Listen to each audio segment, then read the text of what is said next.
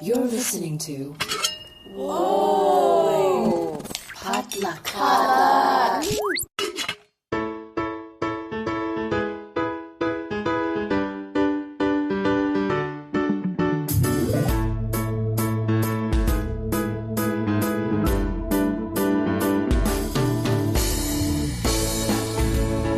And welcome to Books and Boba, a book club and podcast featuring books by Asian and Asian American authors. My name is Marvin Yue. And I'm Rira Yu. And we are here to discuss our August 2019 book club pick, Severance by Ling Ma. As always, this is your spoiler warning. We are going to spoil the hell out of this book. Yeah. But if you do not care, feel free to keep listening. Right. And if you do care, just push pause right here, read the book. It's a pretty breezy read. And come back and listen to our thoughts. And as always, you can share your own thoughts about the book on our Goodreads forums. Just go to goodreads.com and search Books and Boba. Join our group. And if you can't introduce yourself, we always love to learn more about the people that read along with us. But we're going to start with the jacket description. Let's jump right in. The jacket description, as always, is Candace Chen, a millennial drone self-sequestered in a Manhattan office tower, is devoted to routine. With the recent passing of her Chinese immigrant parents, she's had her fill of uncertainty. She's content just to carry on. So Candace barely notices when a plague of biblical proportions sweeps New York. Then Shen fever spreads, families flee, companies cease operations. The subway screech to a halt. Her bosses enlist her as part of a dwindling skeleton crew with a big end date payoff. Soon entirely alone, still unfevered, she photographs the eerie, abandoned city as the anonymous blogger New York Ghost. Candace won't be able to make it on her own forever, though. Enter a group of survivors led by the power-hungry IT tech Bob. They're traveling to a place called the Facility, where Bob promises they will have everything they need to start society anew. But Candace is carrying a secret she knows Bob will exploit, should she escape from her rescuers. And we'll just jump right in. Marvin, what did you expect, and how? What were your overall impressions? I mean, when you pitched this book to me, you said it was a millennial, zombie narrative. Yeah, story. Kind of, yeah. And I didn't really know what to expect going in. Maybe something along the lines of a comedic take, like Shaun of the Dead or Zombieland. But it turned out to be a zombie story tailored specifically to millennial angst and anxieties, in addition to children of immigrant angst and anxieties, all into one. And I was really surprised, but really fascinated by it just while I was reading the story. And there were a lot of parts that I can relate to, and a lot of parts that it really made me think about a lot of things critically that I did not expect to be doing for the story. Yeah, same here. I didn't really know what to expect from what I had gleaned from other people who have read it. It's very dry humor. It's black comedy, and I was like, okay, maybe it's like Chemistry by Wiki Wang, which is also told from a Chinese American woman's point of view, who's kind of going through a rut with her job and trying to figure things out. And I was like, okay, I really like that type of tone, so I'm pretty sure I'm going to be really into this because, post-apocalyptic plus dry humor and plus millennials freaking out over what they want to do with their lives and capitalism anxiety. This is all a perfect storm for me. So I really, really liked it. I felt like this book was almost electric. There was so much sensory going through me when I was reading it. And I mentioned in the previous episode, but this really pumped up my nostalgia for New York.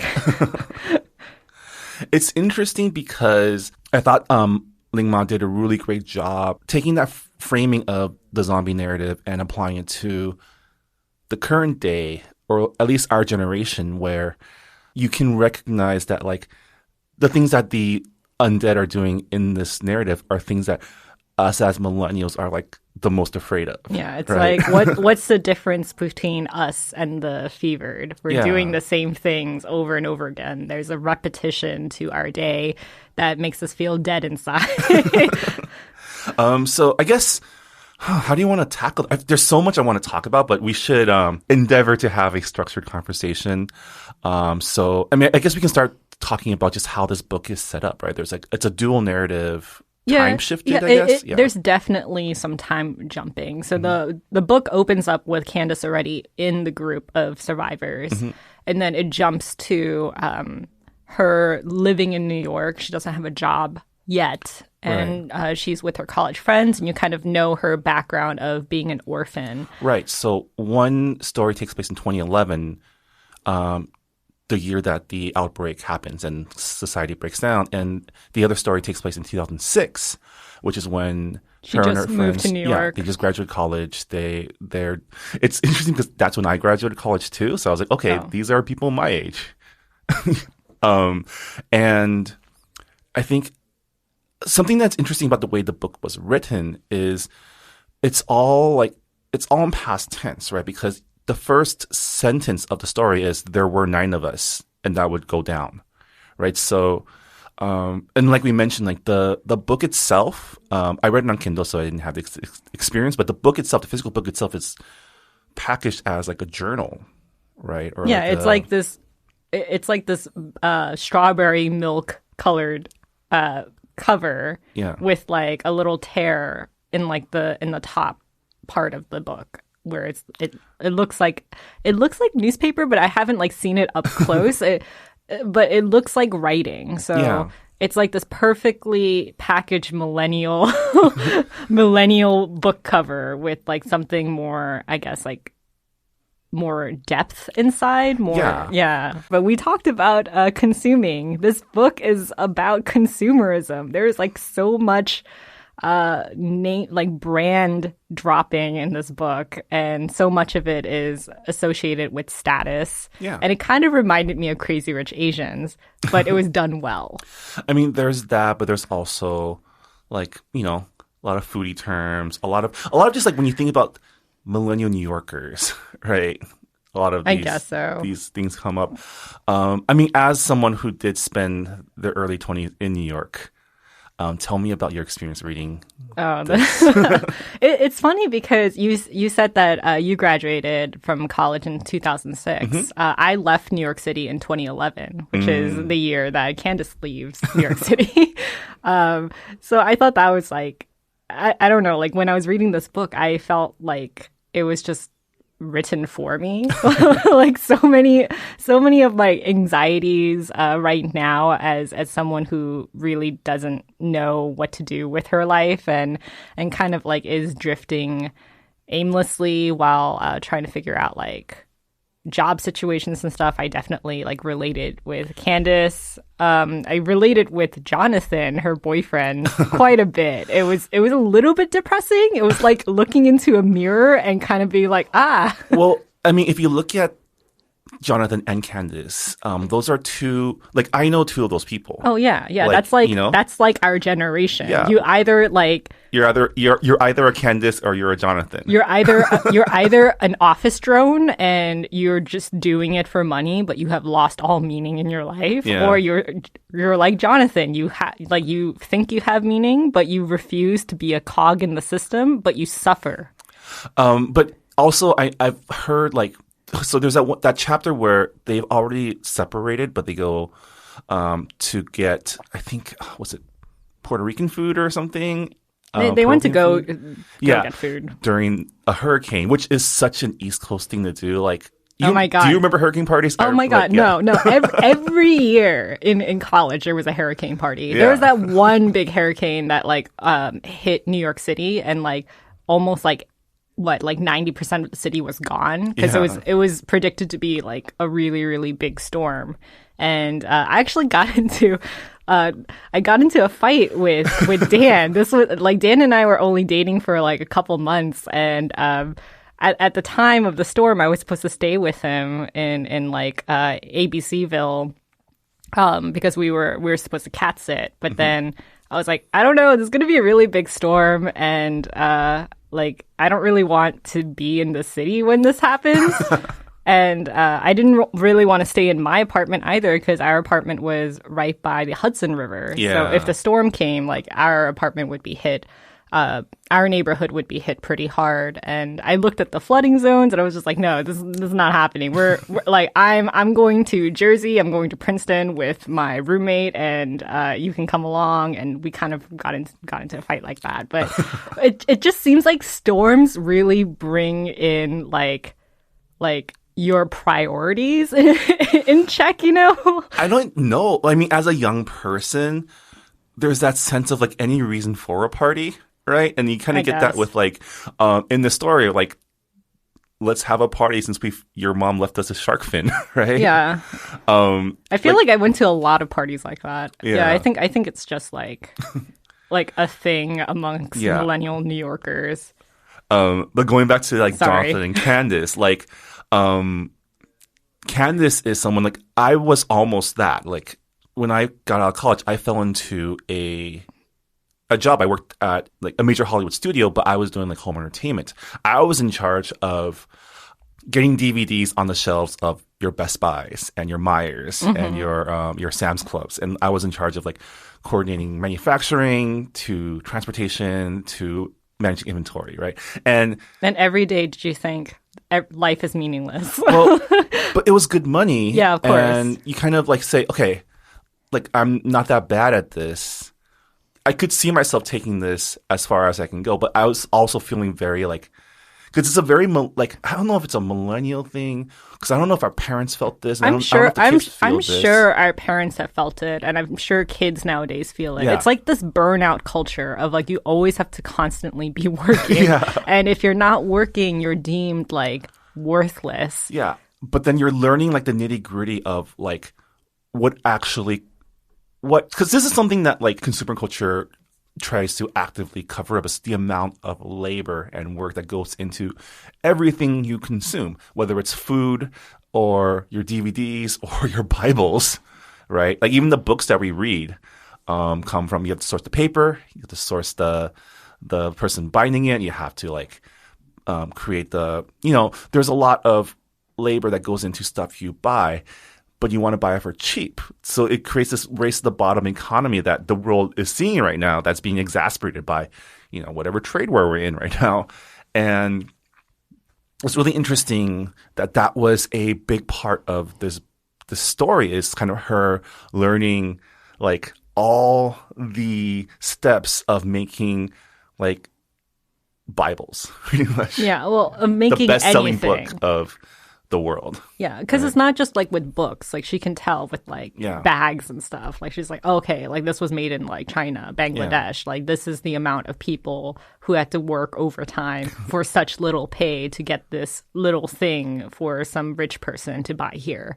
So like there is definitely a lot of cynicism. Yeah, and the fact that like she ends up like falling into this job and sticks with it because it like doing the same thing over and over again, going to work every day, is preferable to her than not knowing what's going to happen, right? Especially since she's an orphan too. Yeah. Like she doesn't have her parents like to rely on, and even if she has their money, it's like she knows that is like a limited time, and like her father would probably not want her to squander it on just doing nothing. Yeah. And I mean, we can talk about the children immigrants part of this. Oh yeah, that was like definitely like one of my favorite parts of this book. Yeah. But I did want to jump back to Candace like feeling comfort in doing these repetitive tasks. Yeah. She actually tries to quit her job at the 1-year mark, and her boss is like, "Listen, you're really good at this, and like some people aren't lucky enough to work their dream jobs, and why not like like you're good at this, like you're lucky to have like a good paying job." And that kind of like deters her from, I don't know, she's like, this isn't my forever job, but I also don't know what I want to do with my life, so I guess this is the better option, the safer option. And historically speaking, this was a time like this would have been 2008, like the financial crisis was hitting. That is the worst. And so it makes sense. Like back then, like there was a lot of uncertainty. Like this book is an alternate history, right? Because It takes place in the breakdown takes place in 2011, and I thought it was really funny that in this world, Occupy Wall Street just like dies in like a week, because the world has bigger problems to worry about than like. I was surprised that Occupy Wall Street like made it into the book. I mean, it was such a crystallizing event for a lot of millennials, I feel like. I know. But I was just like surprised. I was like, oh, right. Like this is alternate history. Yeah. Like stuff that actually happened in our universe actually happened here. So I was surprised. One thing that I really I thought about was how. So we've talked before about the experience of being a young millennial in New York, right? And it reminded me of something my cousin told me once, because she lived in New York for a while. People don't live in New York. They put up with New York to be there. Yeah. Right? Yeah. And at some point, and this has happened to a lot of my friends who do live in New York, at some point you have to leave because New York it's not sustainable. It does not want you there. It wants the next person to come in. Mm-hmm. And, you move to Jersey, you moved upstate to start families and settle down. You're still a New Yorker, quote unquote, but you're not in New York anymore. Yeah. Well, right? New York now is just so gentrified that no one can afford to live there. And it's just become like I visited not that long ago, and you visited not that long ago too. And it was just a big shock to me because the last time I went and the time before, it was a 3-year gap. Oh. And I was just like, why are all these Asian brands in 34th Street? They did not exist before. And it was just so many, so much globalization happened. And I was like, this is New York City. I thought Whole Foods are everywhere now. I know that was just really weird to me, and at a certain point, it's gotten to be this playground for just the super privileged and rich, and it's always kind of been like that. But now it feels like it is so palpable. I remember when Brooklyn was still a place for a lot of creative artists. But now it feels like it's Manhattan. It is gentrified so quickly. You gotta go further south. That is true. I mean, most of my friends now live in Jersey City or outside of Queens, because now Queens is slowly being developed as well. And I thought it was really interesting that the flashback story is kind of that arc where basically all of Candace's friends and coworkers are leaving New York because it becomes unsustainable for them. And in this case, it's not because of rising rents, it's because of the outbreak of the zombie apocalypse. But she kind of puts her head down and says, if I keep working, this will pay off. And it's it's such a relatable thought that if I just put my head down and work, I'll be able to do whatever I want later. But I have to do this now. It's kind of this you focus on you focus on the results, the payout, instead of the process. And it's kind of ridiculous because you're in a post-apocalyptic setting, right? But capitalism still reigns. And it's such because everyone around her saying you've lost your mind. Why are you still here? Why are you still doing this? There's no one. You're not doing this for anyone anymore. You're just doing work for work's sake. And it reminds me of people who stay in these more, maybe not even toxic situations, but not optimal situations with the belief that things will get better if they just finish it. Or just during that whole period where, after she and Jonathan break up and she decides to leave New York, she is essentially, her actions in a vacuum is pretty much the same as a fevered. Right. And we haven't talked about what the fevered are. What the fevered are, but I think that's the part where the horror really seeped into the book. It's oh, this is our life. We don't need to have a zombie apocalypse for us to be in the same live or die situation as Candace. At a certain point, she literally moves into her office. She lives at work. Okay, so here's the thing. A lot of offices are doing that now, where they provide they're like, oh, we have like a break room and we have places where you can take naps. And I'm like, no. Like, get rid of all of that and pay your employees the money that you're going to spend on buying all of those things. It's like barracks for factory workers, right? And like that's how things are in Asia and Southeast Asia, and like those factories, like people live at even work. not even like factories, just like regular office buildings, like So, like, I have a cousin who immigrated here 2 years ago, and she's gonna move back soon. But her husband went back to Korea to restart his job, and it was just like really, like I was just like really baffled as to why they would stay here for such a short time. And I had asked them, like, I was like, what? Why are you here in America? Like if it's for such a short time, because he was doing some kind of class, and he said, well, in Korea, I would be lucky to see my sons for at least like 2 hours in a day, because that was his job. His job was just like working in an office, and the office had beds, and people were often required to like stay all night. Yeah. And that is just like that's not even just factory culture. That is just like workplace culture. And also it's kind of seeped into youth culture. Like, kids are so pressured these days to do well, and they're like stuck in like study cubicles, and it's like really, really sad. And it's like they've been indoctrinated to like expect it. Yeah, and it's like this is just how you have to listen to your elders. And I guess that's another theme in this book too. Is just like there's no reason Candace is doing anything that she does except that she doesn't want, or she either refuses or just doesn't want to think for herself, right? Yeah, I mean, it's easier to do like repetitive things without like worrying about the future, or like, you know, having a boss tell you what to do with your life and what's best for you in the end. But yeah, like the whole mindset of like, if I do this now, I can be happy later. It is a very toxic way of thinking in working or even studying environment. Yeah. And I feel like it's just kind of surpassed all generations at this point. And it's become such a mindset that like anyone telling you something other than that, you don't listen. Like, she actively gets mad at anyone who tells her that she's doing it wrong. Yeah. Right. There was this, I just want to like say this quote, because this is when the hurricane is happening, and Jonathan is kind of bewildered at why people are partying, and she explains to him fair point. And she's explaining to him like, oh, this is why they're partying. Day off meant we could do things we'd always meant to do. We just wanted to feel flush with time to do things of no quantifiable value. Our hopeful side pursuits, like writing or drawing or something other than what we did for money. Like learn to be a better photographer.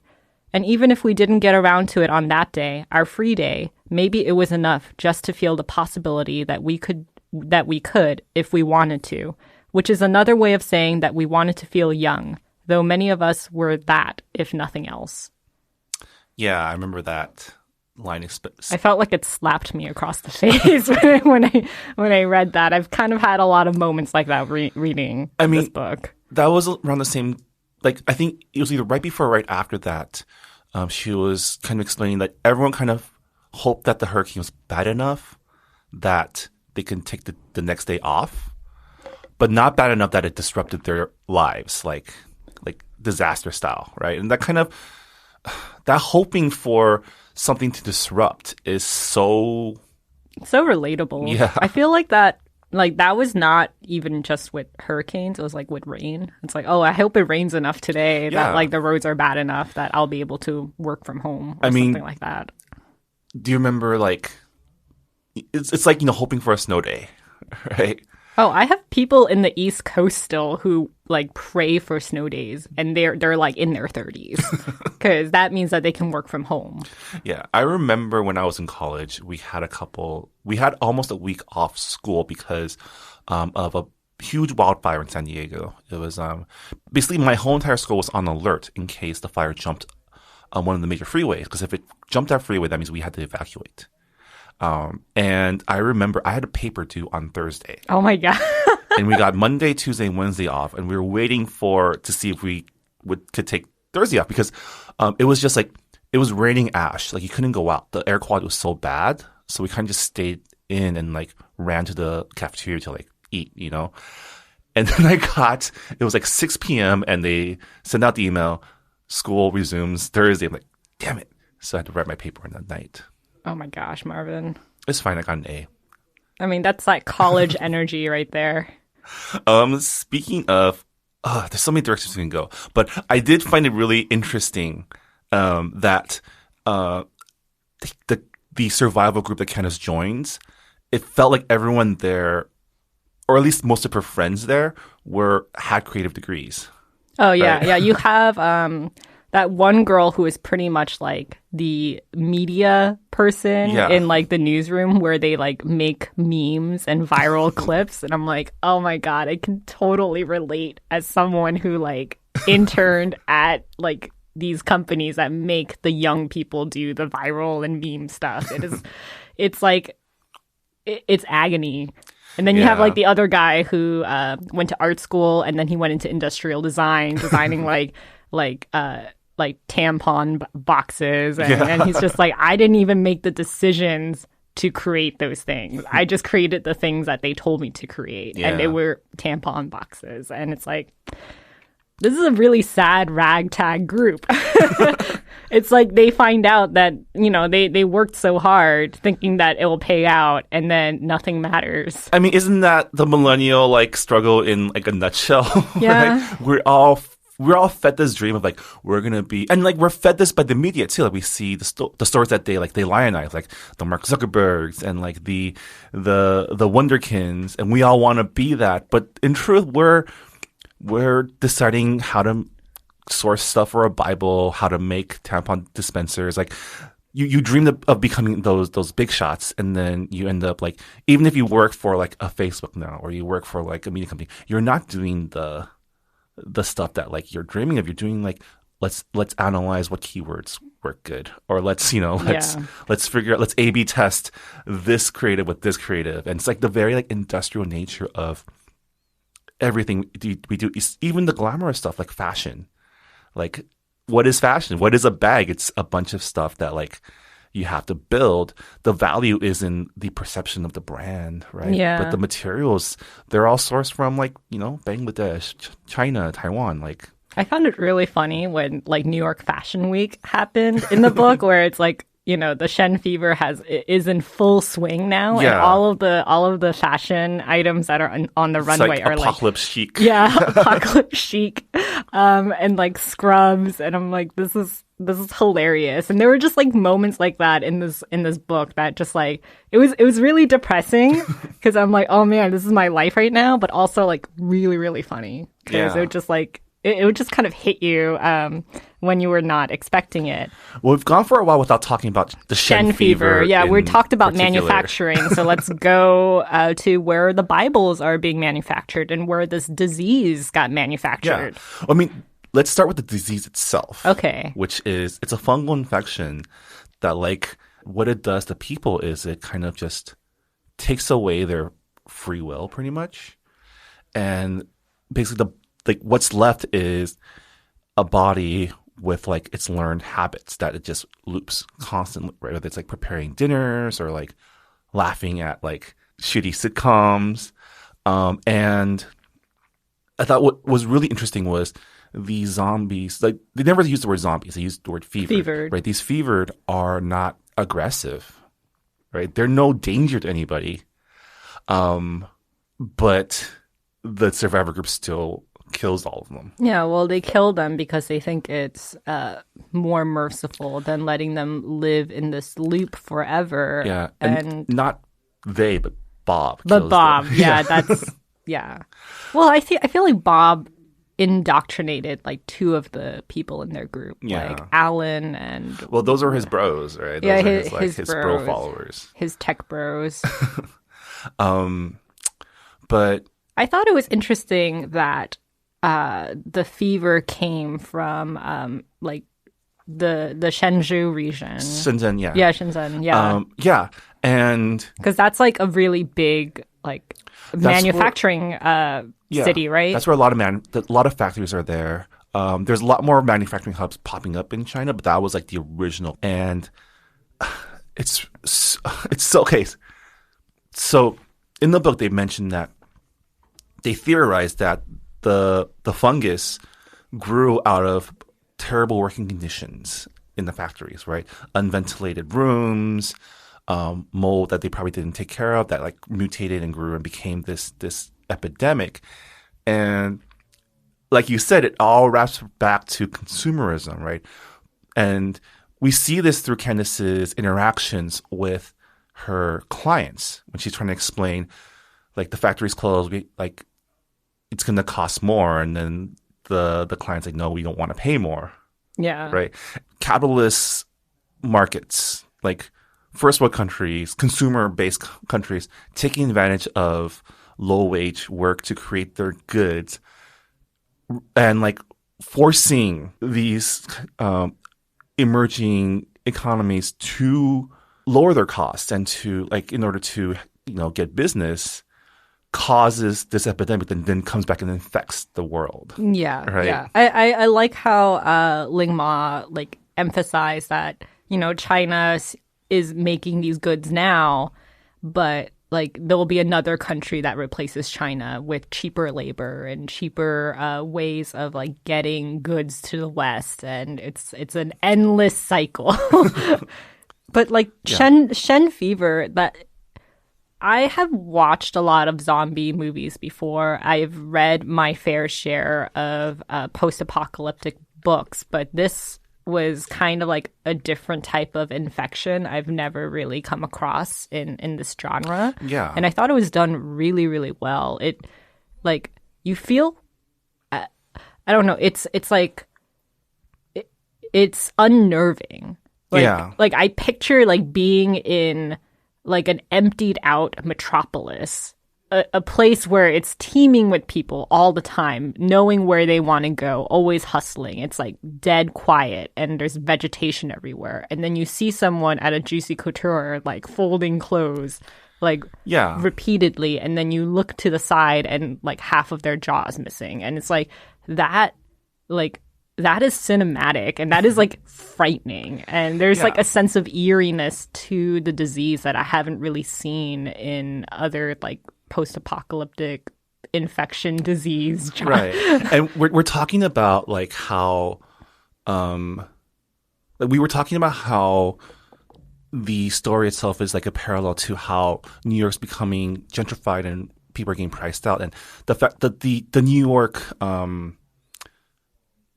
the New York ideals of like hustling, of working all the time, of working overtime, of like being like honestly suffering just to be in the city, right? Like suffering to be in the city, and also putting value in it, like your identity in your work. Yeah. It's like if you don't work, then you're nothing. Yeah. If you don't work in a job that doesn't give you all of these things, then you're considered like at the bottom of the totem pole. And great zombie fiction is always a reflection of, society, right? And it's like, if you think about how different are the fevered from what Candace and her, like what New Yorkers were before the infection. The main difference is there's no free will, but was there free will to begin with? Like, was there like the society has all like society like this, the capitalist society, like capitalism has already kind of defined what you're going to do and be.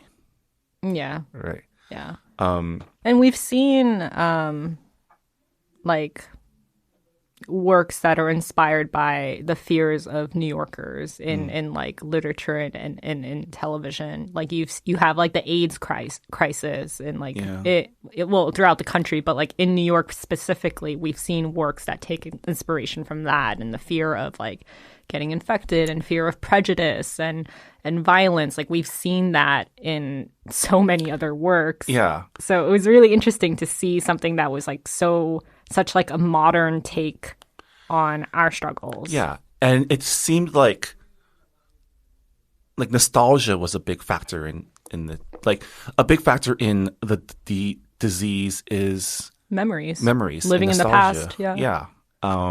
we see a character, we see Ashley, who was one of Candace's friends in the survivor group, return to her childhood home and kind of just instantly become fevered, right? Yeah. Like kind of just being in this familiar surrounding, she developed the symptoms because the disease seems to be triggered by nostalgia. I don't know if it's triggered by nostalgia. That's a theory that Candace came up with, but it could have been that Ashley had the symptoms, but it became like more aggravated once she got into her childhood home. So I don't think it's like triggered. It just like escalates it. I don't know. Like, I don't know if that makes sense. Like,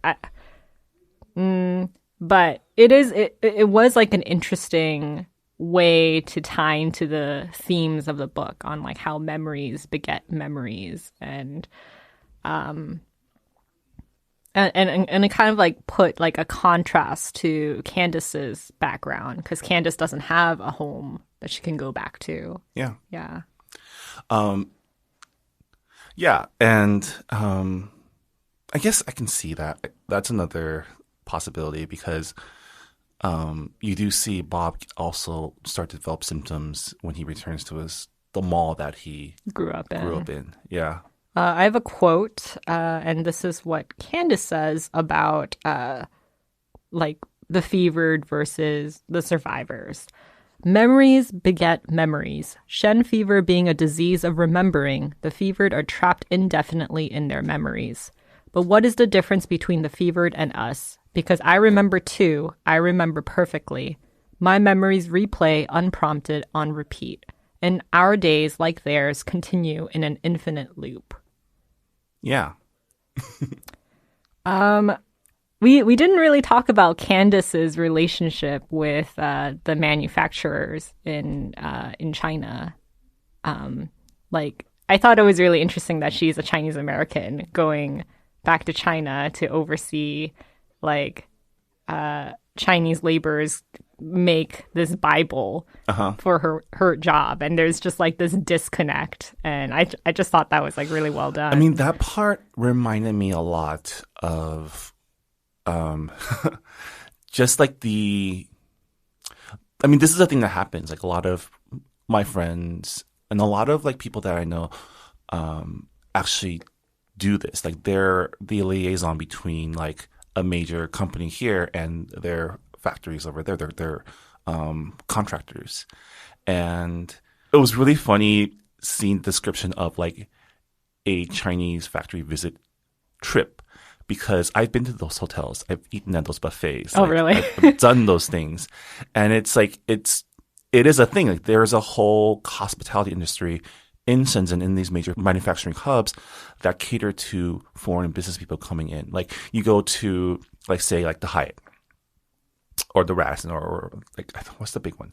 The Fairview. The Fairviews are huge in China.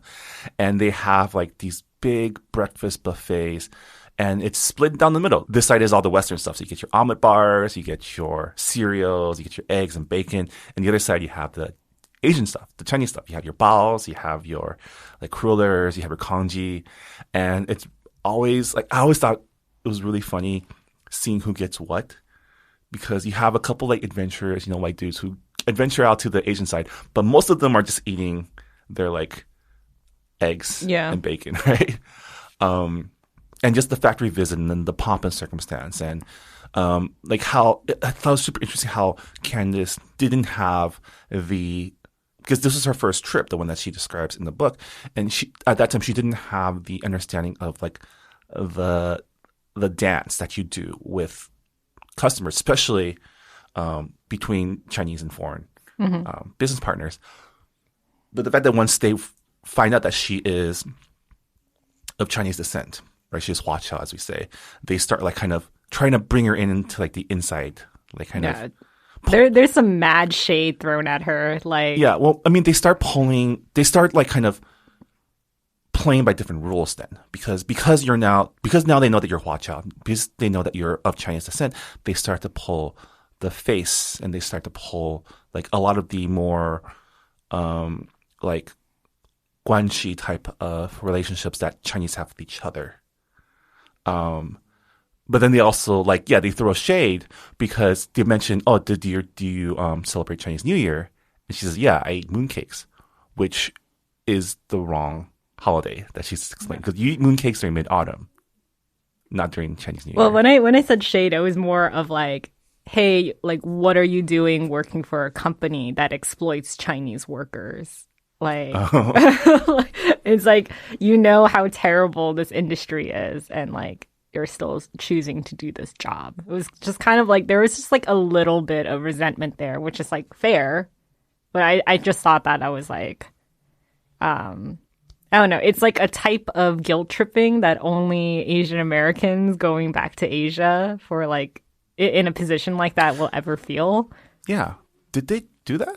Yeah, they did that. Yeah, like there was like a, it wasn't Balthazar, which I thought was like a really funny name to pick, but it was like one of the workers in the factory, and Balthazar tells him that Candace is from China, and they're from the same region. Oh. And he's just like, well, you know, this is my life. Like, my family still lives on the farms, and I'm here all the time. And right. I think that's, yeah. I mean, it's interesting during that part also, like, because even within, and it's a good example of, like, Asians not being a monolith and Chinese not being a monolith, because even within China, there are different regions on different levels of that social hierarchy. And the region that Candace's family is from, Fujian province, there's a reason why a lot of the early 1800s immigration to different countries are all Fujianese. It's because they are a port province or coastal province, and a lot of them worked as sailors. And so it makes sense. Yeah. Yeah, so it makes sense. And I thought it was it's interesting also, like, people, like the people who leave and people who stay, there is resentment. Like, people, that passage where she returns home for the first time in years and realizes that basically her family are on bad terms with them. Right? Yeah. I mean, that's something that happens a lot because people feel like, oh, like, you're in America, your life must be so great now. Yeah, and then the people who moved out here, like her mom, is just like, oh man, if I stayed, I would have gotten promoted. I would have I would have been taking advantage of the economic boom over there, and we wouldn't be looked as foreigners in a country that we live in. And yeah, there is a lot of resentment, and it was done in such a relatable, nuanced way. Because I feel like in a lot of Asian American films and literature, especially in the early days, it's just a lot of a lot of resentment towards your parents being like, you don't understand me, and the generation gap. But in Severance and in a lot of other works that we read for this book club, it's very, very nuanced, very, very subtle. Yeah, and the title itself, Severance, has a lot of different connotations in the story, right? Yeah. I mean, severance in itself is a corporate term for, when you get fired, right? Here's your severance package. But a big chunk of this book is also the effect of being severed from your home for immigrants, right? And we've seen this in a lot of books that we've read, which is the moment you leave somewhere, the moment you immigrate somewhere, you've been disconnected from where you're from, and now you're something else. Now you're something new. You're not fully Chinese anymore, but you're also not you don't automatically become American by being in America. It's almost like you've cut a part of yourself, you've amputated your Chineseness, for example, but you still feel kind of that phantom limb. It's just oh, I am Chinese, but I'm not I'm not what I was before. Yeah. Yeah. So I think the title was really well done, actually. Anyway, let's talk more about Candace's parents' origins and coming to the country, and her relationship with her parents, too. Because I thought it was really intriguing that her dad and her mom had completely different reactions to living in America. Her mom constantly wants to go back to China, where her dad is no, we are going to consume all of the American things, and we're going to stay here because it's not safe back in China. There are more opportunities here, and like I just thought that was like, I don't know, it's something that I've seen a lot with immigrant families. It's definitely something that I've seen with my family. And I think that's why like a lot of the chapters with like Candace and her parents like hit me the most. Like it hit it where it hurt. It hurt a lot. I mean, I think because her dad came to the States for school, and it's interesting that he went to the University of Utah because that's where my uncle went when he came for grad school. Oh, really? Like, it was true. Like, the Tiananmen Square incident was a plot point, right? They're actively watching it on TV as it was happening. Yeah, and like their reactions are different. Yeah. Like the mom is like, well, this is American news. Like, you don't know. Like, it could be propaganda. And he's just like, no, this is not propaganda. And we are never going back. He was friends with those, like some of those like students, right? Yeah, he was. Yeah. And I thought it was like, I thought that was really interesting to bring up because that is still a pretty controversial issue within for foreign relations between the world and China too. Yeah. I mean, China has, at least the mainland, has censored it from their textbooks. A lot of the younger generations don't really know that much detail about it, which is why I mean, it's an ongoing issue. Yeah. And like it ties in with Hong Kong right now. And yeah, and the parents definitely weren't your typical Asian parent, like kind of antagonistic figures that you find in immigrant stories sometimes. I just thought it was really, like, you can tell that she put a lot of, like, that Ling Ma put a lot of care into just like writing details that like made sense in the book, but to those of us who grew up in like specifically a Chinese household, like you saw like the parallels, like the fact that like a punishment was just to have them kneel in a dark place for hours. True, Yeah. I think like for me, like I think like the more powerful relationship in this book was like between Candace's mom and her.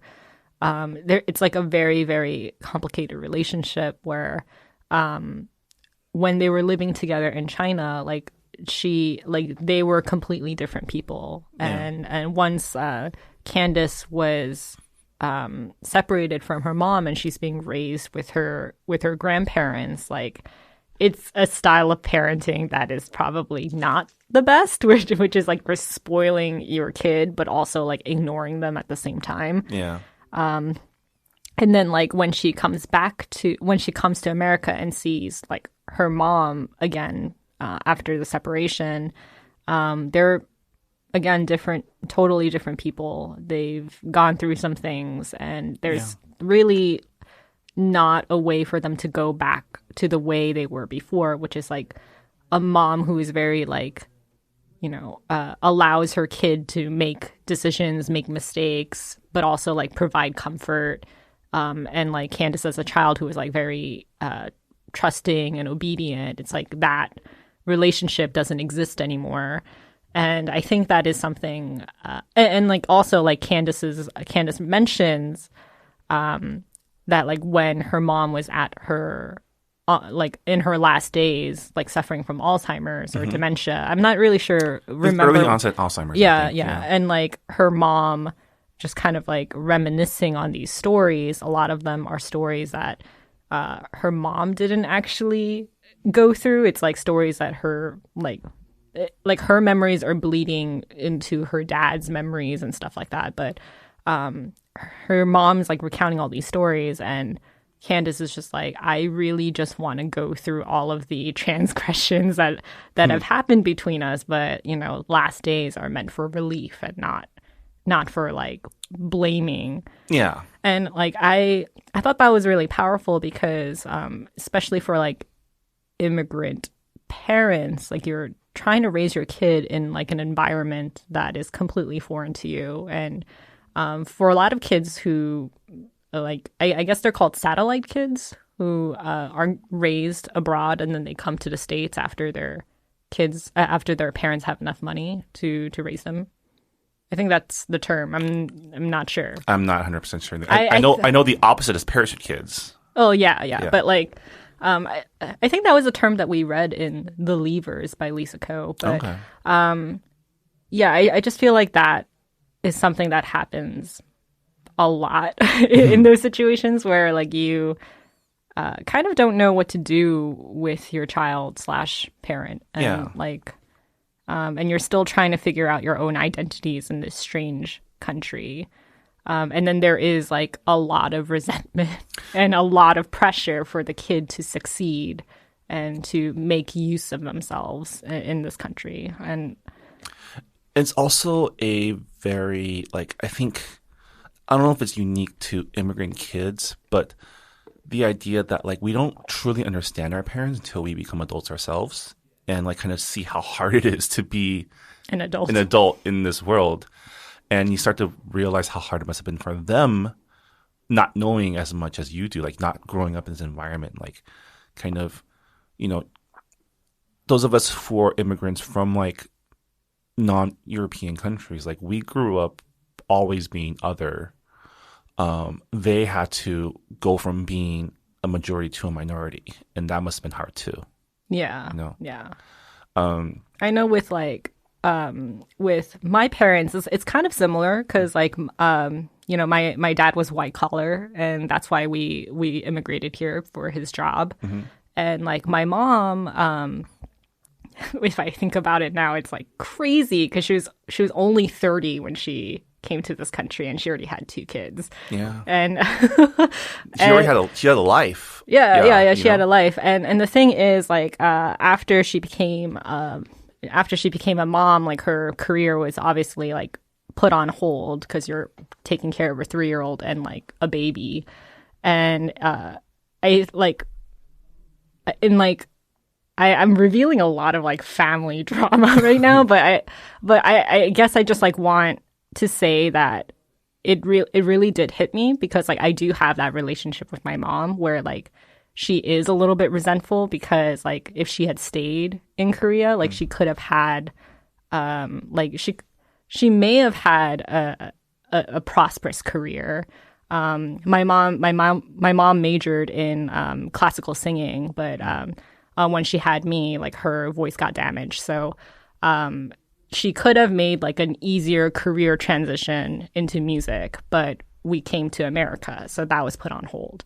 And then there was a lot of pressure put on me because I am her oldest child, and my dad is never in the house because he is like on business trips or working all the time to make sure that his family is being provided. Yeah. So it's like there's a lot of pressure put on me, and I went through a lot of like my mom's neurosis like neurosis activities where it's like you are constantly afraid of like making mistakes, or like you're getting yelled at even when you're doing things right because your parent is so scared that you're not going to be able to survive in like this new environment in this new country.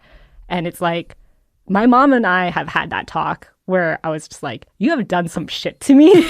You have done some irreversible shit to me, but I understand. Like you were very young when you came to this country and you were not prepared to be a parent on top of that. So it's like, for me, like those passages with like Candace and her mom, and even like when her mom comes back as like a ghost helping her escape from the facility. Yeah. Like, I think those parts like really, really resonated with me. And like it's really hard for me to be objective about the writing part of that because it did hit me really hard. Yeah. So I don't know about you, Marvin, if you actually like thought those scenes were really well written with her mom and her. I thought it was. I mean, I don't have as much of a personal like relationship. I mean, I don't have like that. Like my relationship with my mom is a little more chill. Yeah. I mean, the part that really got like the parts that I related to the most personally, besides the whole millennial angst theme of the book, was like there's that passage where it's back when she was visiting Shenzhen for the first time, and Balthazar, I think, switches to Mandarin on her. Yeah. And then she like, because I'm the same way where. Like I grew up speaking Mandarin with my parents. I took couple years of Saturday school in like Saturday Chinese school, which, did ultimately nothing for learning the language. Amazing how that works, right? When you're forced to learn something, you do your best to not retain it. Yeah. So like reading, like I have very rudimentary reading skills. I have non-existent writing skills, but conversationally, I can carry a conversation pretty well. But if it goes on for more than 10 minutes, people start noticing that my vocabulary is very basic because I have pretty much like a third grade vocabulary. Like I can talk, but I can't use idioms and I can't use like colloquialisms, right? So like it's like you're talking to like a fifth grader maybe level, like where it's like they can carry a conversation, but if I want to, and I think it's that concept of like when I speak Chinese, Mandarin, like up to a certain point, I can think and speak in Chinese. But if the conversation needs to get more nuanced, I think in English and I translate in my head. And I thought the translation part was like really, really good in the book. It like expressed it so well, where she's just like searching for the word. She's like, oh man, what's the word for immigrate?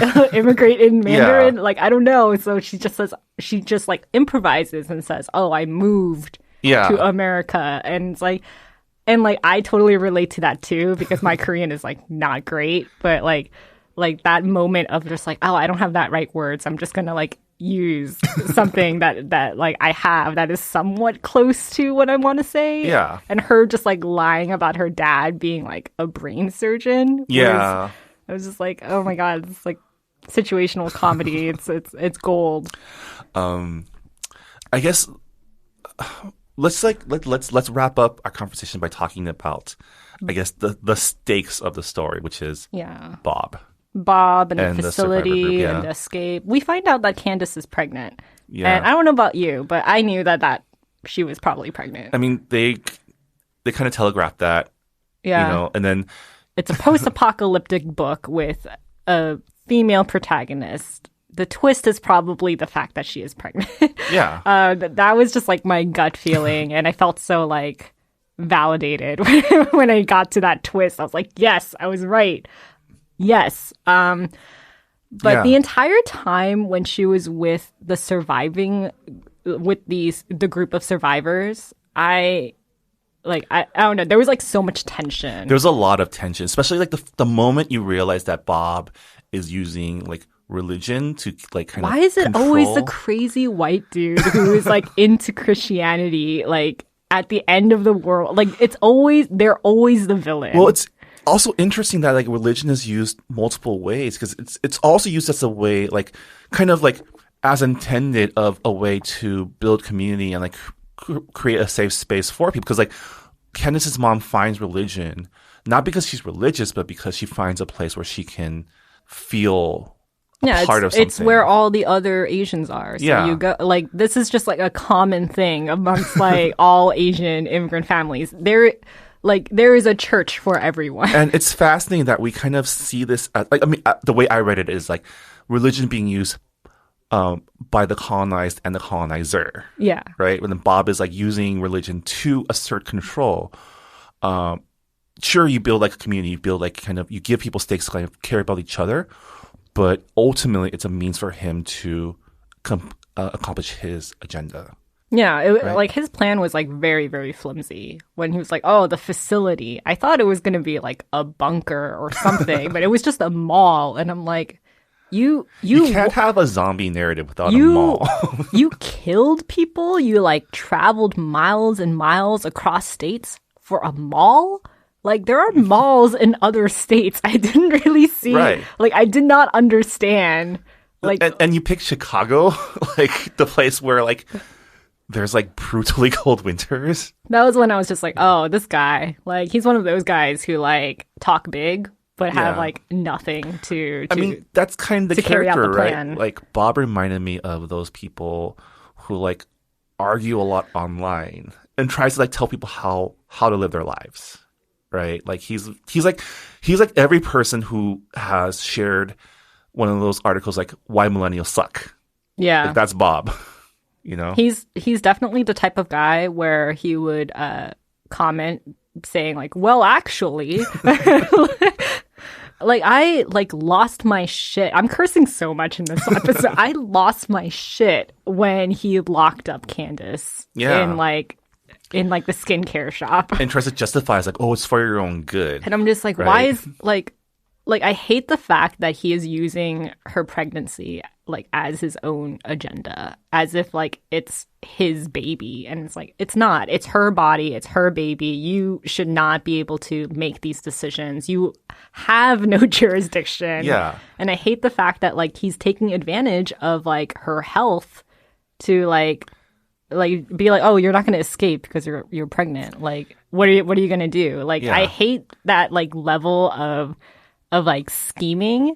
And it's something that like that's happening right now with like in America with like reproductive rights and also with just like I don't know, like yeah. Well, I was glad that he was fevered.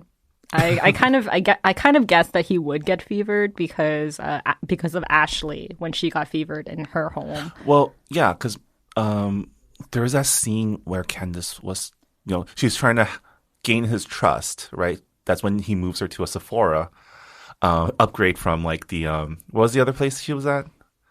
The first place, it was like another cosmetic store. She goes from a smaller cosmetic.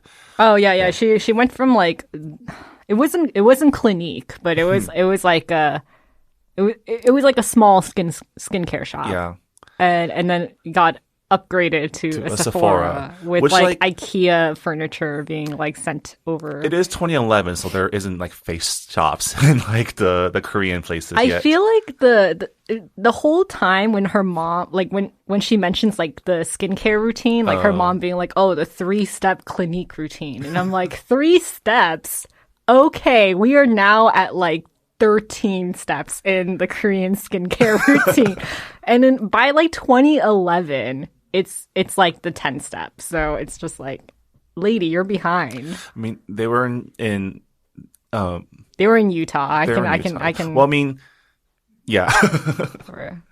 It's just something that my mom always says too. She's like, always put sunscreen on. Always like, you always have to do skincare because you're not going to stay young forever. Once you turn once menopause, it's over for you. Yeah.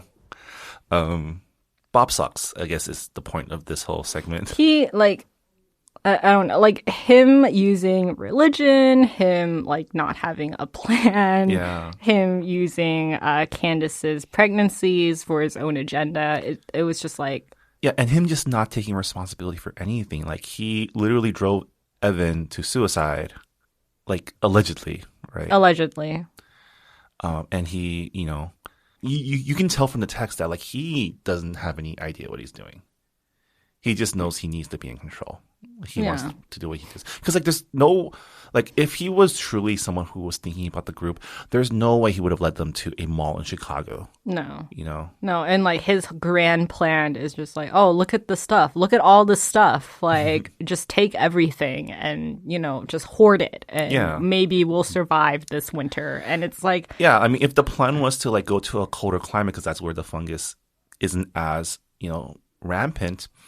You're in New York already. Just go north. Go to Vermont. Or go to Buffalo. Yeah.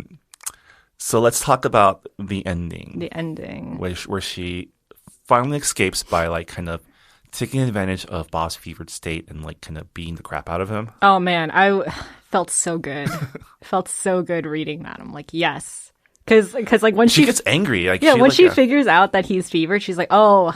hell yes. And she like beats the crap out of him. And I'm like, yes, all that anger, all that like frustration you had to keep while you were locked up for over a month. I cannot believe she was locked up in a skincare shop for like over 3 weeks. But the ending where she steals the car and she's heading to Chicago. To Chicago, yeah. And she pretty much like drives that car until it's empty. Yeah, she like I thought what was really interesting is like she thinks that she's heading to Chicago because that's where Jonathan's from, but then she remembers that she actually went to Chicago once before with her parents. Yeah. Do you think she makes it? I don't think that's really the point. I read on Goodreads that a lot of people were like mixed on the ending. Some people were like, oh, it's just kind of like too open-ended. And other people were just like, no, it's fine. It like fits the theme of the book.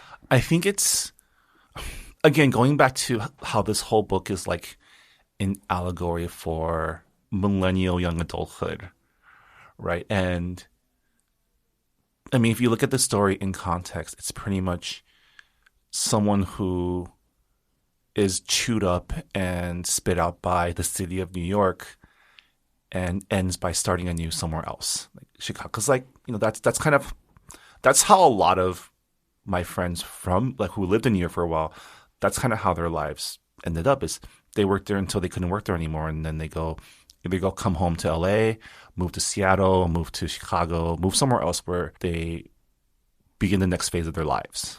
Yeah. Right. With like uncertainty. Yeah. It is like it is very relatable, and you know, I kind of like the fact that she went to another city. Yeah. Because I thought her photo project was really, really cool. And and like her posts, like her captions for her posts for New York Ghost were really, really funny. And she might have been a really good social media person at a meme site. Yeah. Well, like she had that project before she moved to New York, and it's like it was like really nice that like that kind of tied in, and she's continuing to do it now, and now she's starting a new chapter in like another city. Yeah. I don't think I'll ever move back to New York. I feel like I left at the right time, to be perfectly honest. The trains absolutely suck. They catch on fire. There's a lot of issues with like rent and also just like sustainability over there. But I think with a lot of people who lived in cities right after graduating high school, or like the first city that they moved to, without like the first city that they moved to lived alone, like that's such like a cornerstone in growing up, you know? It's just like that's when you first become a person. That's actually a quote in the book. Yeah, that was a line in the book. And like to me, like that was New York. I graduated from high school. I moved from Georgia to New York City, and to me, like I always wanted to go to New York City for school. That because I lived in New Jersey before, and I was like I went to the city like somewhat often, and that was like to me, I was like, oh, this is a city for people who are ambitious and who can, you know, be anything. And there's so much history. So like for me, I kind of was bought into this idea of New York City rather than like the grim reality of like there are rats, there are rats, there are homeless people, there are a lot of drug issues that are happening with successful people. Like it's stuff that you don't really hear when you're a kid. But I mean, that's what New York is selling. This is where, like, the whole thing. If you can make it here, you can make it anywhere. Yeah, if you can make it here, right? You can make it anywhere. And but I look at my time in New York with like rose-colored glasses. Like I really did have fun, and I think I did grow up a lot there. But like you said, I cannot. Like I left because I just couldn't live there anymore. Yeah. And now I live in another city. And I also want to leave this city and start a new chapter in a different city. But it's hard to even move from city to city anymore. Yeah. Yeah. Yeah. It's Was Washington D.C. was D.C. your first city? I'd say more San Diego. Or San Diego? Yeah. D.C. was kind of another leg of that. But I wouldn't say D.C. like I wouldn't call myself a DC person. I wouldn't call myself a New Yorker. I don't even call myself an LA person, and I've lived here for a long time now. Yeah. I mean, there's definitely like the fact that we could talk about so many things about this book that has little to do with the zombie apocalypse. Yeah. Shows that we really like this book and it really spoke to us as to, you know, myself, a children of immigrants, and you like an immigrant / children of immigrants. Like Oh yeah, I love that. Love that hyphen. Yeah. I mean, technically, I am an immigrant too because I was born in Canada. Technically, Or like generation 1.25. I think Yeah. that's what it is. It definitely it was a great story, but also it's a great Asian American story. See, that's the thing. That's the thing. I've seen this book listed as best books of 2018 because it came out in 2018, and a lot of these magazines, they're not just Asian American magazines. They're like, oh, this is so this resonates with anybody who's a millennial or anybody who's burnt out with the work culture. But then for us, because we're Asian American, because Ling Ma put so much thought and care into crafting Candace's character as well as the other Asian American characters in this book, to us, I feel like it's even more poignant to our demographics. I don't know. It's just I said this earlier in the podcast, but I felt like this book got me. I feel like I ticked all of its boxes for its demographic, and it's always great when you have a book that is tailored for you. Yeah, for sure. Anyway, we have talked a lot about this book, but we definitely want to hear your thoughts. I totally forgot to put a Goodreads post on this book in our forum, but I will start one so you guys can. By the time you hear this episode, there will be a post on our Goodreads forum. We'd love to hear what you thought, what you related to, anything we missed, because I'm sure we missed a bunch. It wasn't the longest book, but it was definitely gave us a lot of material to talk about. So we are looking forward to anything you all can share as well. But yeah, I guess I'll do it for this discussion of Severance by Ling Ma. If you haven't read this book yet and you're intrigued by our conversation, go read it. You won't be disappointed, especially for our Asian American listeners out there. Yeah. And for our September 2019 book club pick, we're going to be reading Everything Here is Beautiful by Mira T. Lee. Again, that is Everything Here is Beautiful by Mira T. Lee. And just a content warning, there is, I think one of the main characters has schizophrenia or developing schizophrenia. So there is mental illness, and just go into it with caution. Okay. And next month, or I guess in a couple days, because we're at the end of August, Books and Boba is going to turn 3. We started this podcast in September 2016. Wow. Has it been 3 years? That means we've read, what's 12 times 3? 36 books. 36 books at the very least, because we have read books for book interviews. And That's true. Also you've read books that had nothing to do with the month's pick because you just felt like it. Officially, the book club has 36 official picks. Yes. So thank you all for supporting us. Thank you all for, especially those of you who have been reading along since the beginning. Thank you for, continuing to listen to us. And I hope that this podcast has thoroughly debunked the myth of there are not enough Asian American Asian authors, because I feel like every month that we do this podcast, I'm like, well, there you go. There's another one. And on that note, that'll do it for this episode of Books and Boba as well. Thank you all so much for listening. If you haven't done so yet, go read Severance. It's so good. All right. Talk to you next time, Rira. Right. Bye, everyone.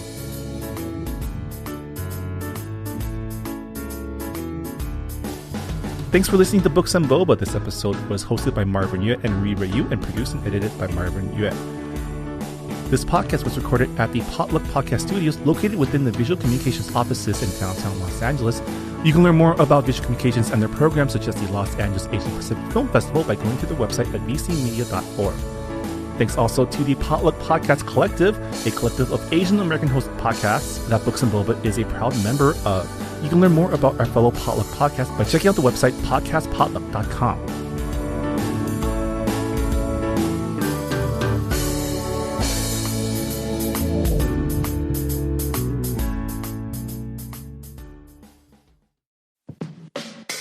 Hey, I'm Phil Yu, and you may know me from a blog called Angry Asian Man. And I'm Jeff Yang, author, journalist, and celebrity dad. We host a podcast called They Call Us Bruce, an unfiltered conversation about what's happening in Asian America.